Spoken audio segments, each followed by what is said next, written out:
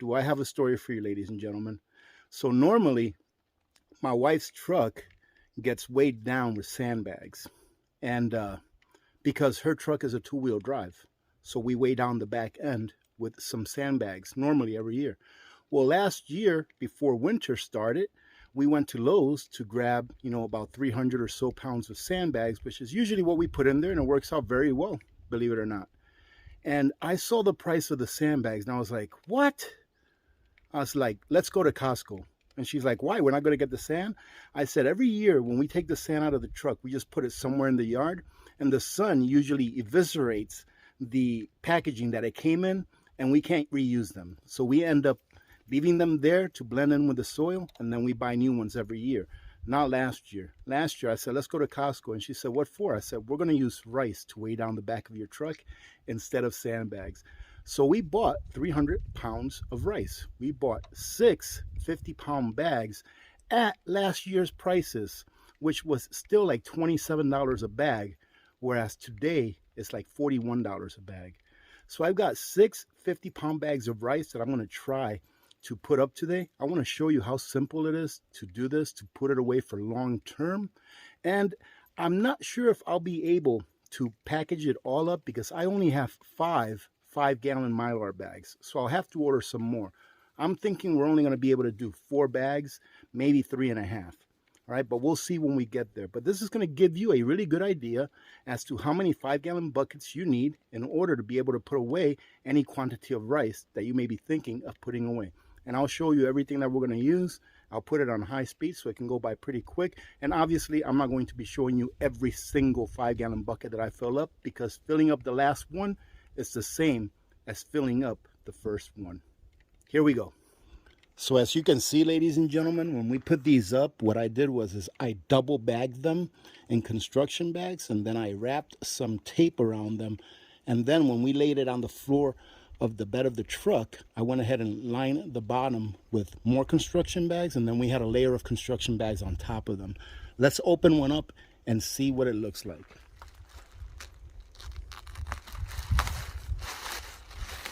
And no, I'm not trying to save the bags.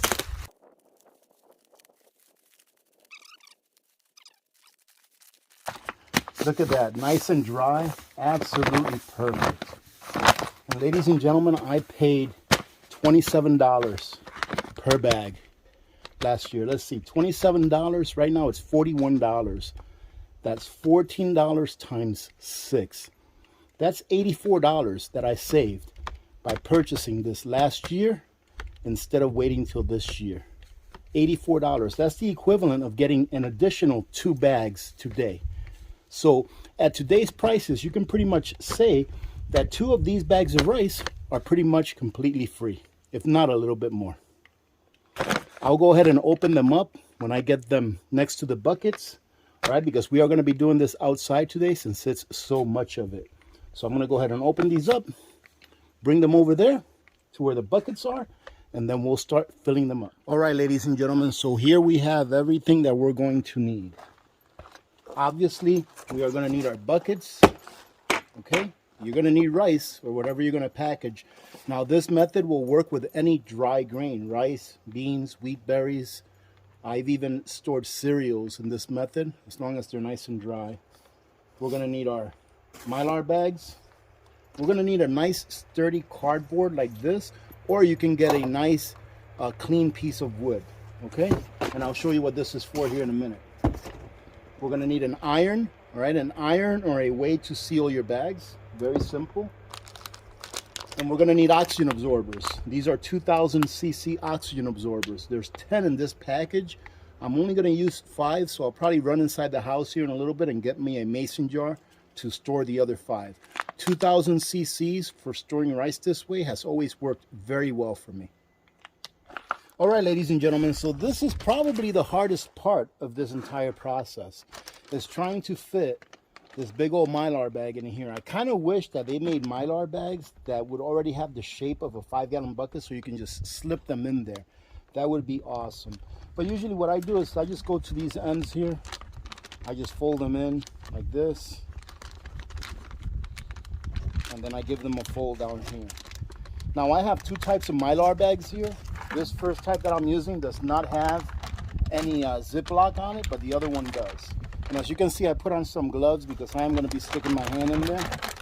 And I wash my hands before I put on the gloves as well, just to make sure that you're going to be clean in here. So it doesn't have to be that pretty. As long as you can get some rice started in there, that's what really matters. Because once we start this with rice, we're going to go ahead and shake that bag up and down. Now let's go ahead and open one of these bags of rice up and see what it looks like inside. After a winter of negative degree weather, I'm pretty confident that it's just fine. I have never been able to figure out how to do this little thingy here where you just take the whole thing off.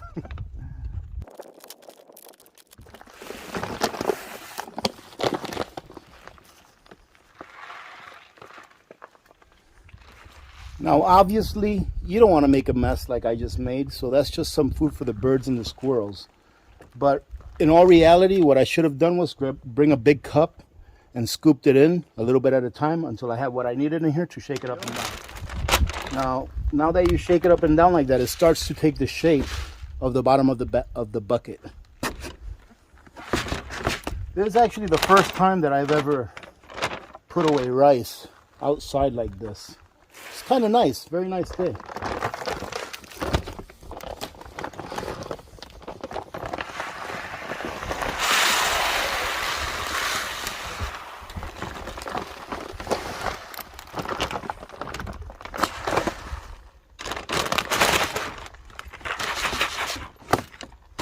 And that right there probably has a little more than I need, but I think that if I take the bucket and tap it up and down on the ground, it'll be just fine. So let's go ahead and do that.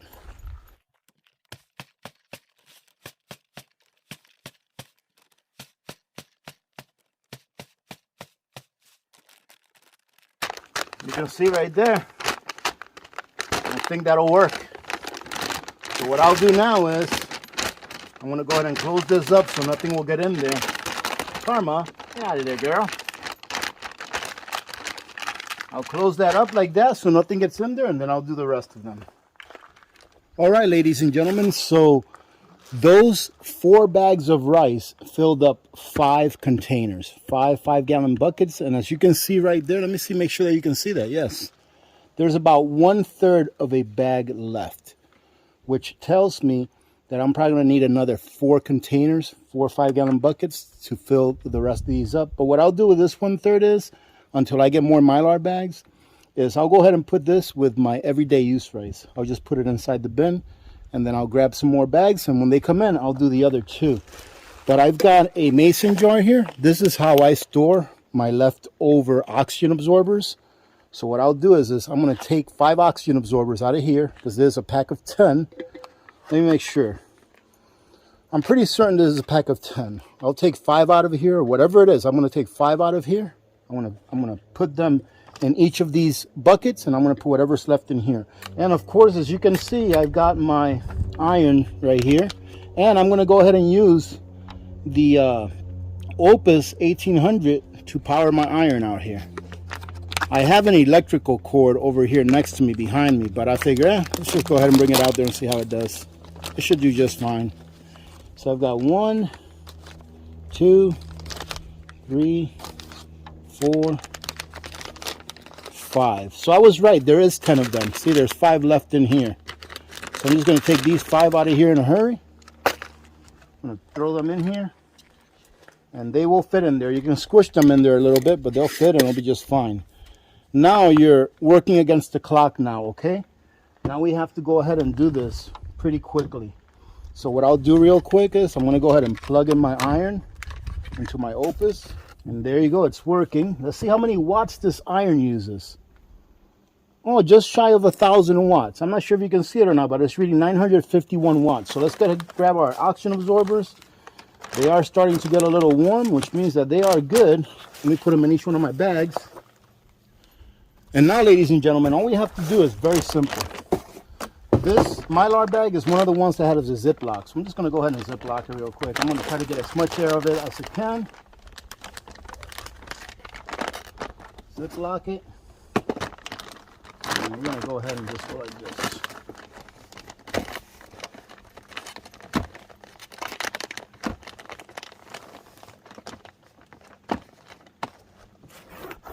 You want to make sure that you never stay in one spot too long. And like I say, you can do this with a hair straightener, or hair iron, whatever it is that they call those things as well. I always do it under the Ziploc. I don't care about it. I just want to make sure that this is well sealed. Once I open this Mylar bag, if I need to reuse it, I can always use most of it.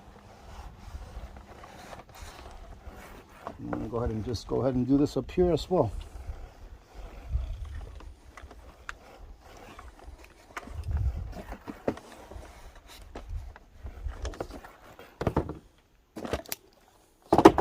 There you go. It's sealed pretty well. So now you can see that it's still a little bit puffy because there's still some air in there. And I don't even know if the lid would go on right now like this, but what I'll do is I'll probably just leave these on the porch because it doesn't get below freezing anymore. Leave them like that for 24 hours or so, and I'll bring you back and show you how they suck in on themselves. Now I got to get the rest of these other ones done. That way my oxygen absorbers won't go bad on me.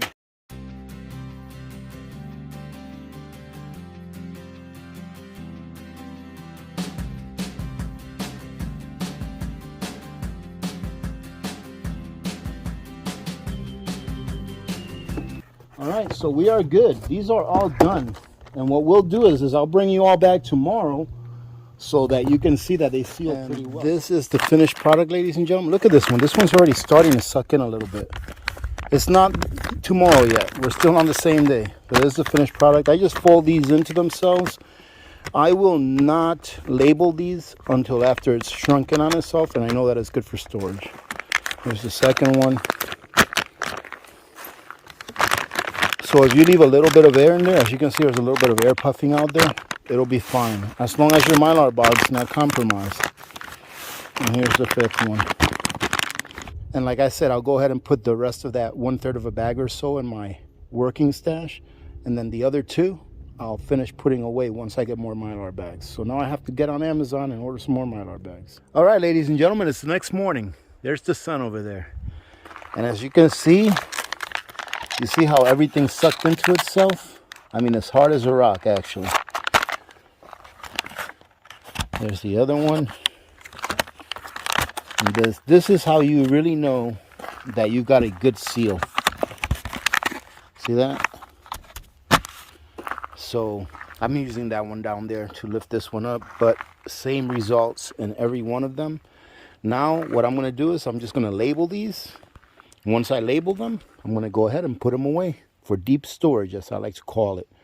All right, so having said that, I hope that you have a great day. I hope that you learned something from this. If you've never done this before, I would say that from start to finish, and I mean unpacking the rice, moving the rice, getting the buckets, all of the stuff that you saw me do from start to finish, about an hour, maybe an hour and a half. So it's not hard to do, as you can see, very easy. And if you have rice, ladies and gentlemen, that you want to keep for long term, I am very confident that this will be good for 25 years. Now, where am I going to store these? I'm actually going to store them outside in the elements. I've been doing an experiment for a few years now. I think it's going on 3 years now, where I took some rice and just put it away in a food saver bag, and that's it. And left it outside in the elements, and everything is working out great. It looks great. I think I'm going to wait till it hits the 3-year mark before I take it out and show it to you all, to show you what it looks like. So taking these extra steps, pretty certain that it's going to work out really well and that it'll be ready for me to use whenever I need it. Having said that, remember to be good to each other. Look at what a beautiful day it's turning out to be. When good people do good things happen. Remember to reach one, teach one, and repeat. If we all did this, the world would be a better place, and you know that it will be a better place. Many blessings to all of you and your families. I'm Alaska Prepper. I am out.